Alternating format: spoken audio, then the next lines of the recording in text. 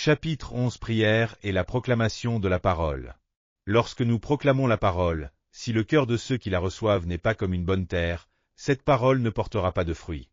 Cependant, si nous prions avant de proclamer la parole, les cœurs de ceux qui l'écoutent seront préparés comme une bonne terre. Lorsque nous y semons la graine de la parole, nous pouvons alors récolter une moisson abondante. Nous proclamons l'évangile de Jésus-Christ dans un monde dominé par le diable. La Bible déclare: « Le monde entier est sous la puissance du malin » 1 Jean 5, 19. Bien sûr, Jésus-Christ a vaincu le diable sur la croix et a désarmé ses pouvoirs. Mais le diable continue de rôder dans le monde comme un lion rugissant, cherchant qui dévorer, volant, tuant et détruisant. Jean 10, 10, 1 Pierre 5, émoticône n'en croyant pas ses yeux. De plus, le diable embrouille les esprits des gens pour les empêcher de recevoir l'évangile de Jésus-Christ. Dans ce monde, nous devons nous infiltrer pour proclamer l'évangile du Christ et établir le royaume de Dieu dans le cœur des hommes. Pour accomplir cette mission, la prière devient un combat direct contre le diable.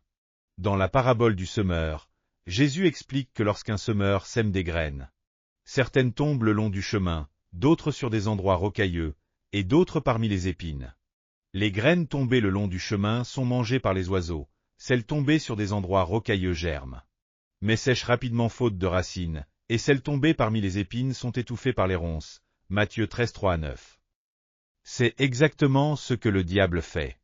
Proclamer la parole sans prier, c'est comme semer les graines de la parole dans des cœurs semblables à un chemin, des terrains rocailleux ou des ronces.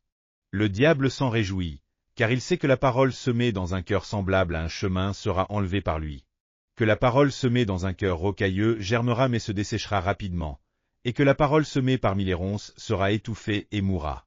Tant que le cœur de celui qui reçoit la parole n'est pas comme une bonne terre, peu importe combien nous proclamons la parole, elle n'aura aucun effet. Par conséquent, avant de proclamer la parole, nous devons d'abord préparer le cœur de notre interlocuteur pour qu'il soit comme une bonne terre. Et la seule manière d'y parvenir, c'est par la prière. Par la prière, nous labourons le sol du chemin, retirons les pierres des terrains rocailleux et brûlons les ronces pour transformer ces terres en une bonne terre.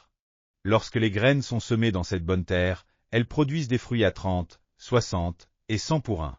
C'est pourquoi le diable ne nous dérange pas beaucoup lorsque nous proclamons la parole sans préparation par la prière. Cependant, lorsqu'on prie abondamment avant de proclamer la parole, il nous oppose une résistance féroce. C'est uniquement par la prière que nous pouvons briser toutes les œuvres du diable, transformer les cœurs des gens en bonne terre, y semer la graine de la parole et y établir le royaume de Dieu. Ainsi, ce que nous devons faire, c'est d'abord prier, ensuite prier, et encore prier. Sans prière, il est impossible de faire grandir une église, de bâtir une église ou de conduire les gens au Seigneur. Nous devons garder cela fermement dans nos cœurs. Alléluia! Avez-vous reçu beaucoup de grâce à travers ce livre? Je vous bénis de tout mon cœur au nom du Seigneur pour que vous soyez de plus en plus armés de la parole de Dieu et remplis du Saint-Esprit, afin que vous meniez une vie victorieuse dans ce monde. Si vous avez aimé cette vidéo, n'oubliez pas de vous abonner à la chaîne, d'activer les notifications et d'appuyer sur le bouton j'aime. Cela nous aide beaucoup à préparer plus de vidéos remplies de grâce. Nous nous retrouverons avec joie dans la prochaine vidéo. Que Dieu vous bénisse grandement.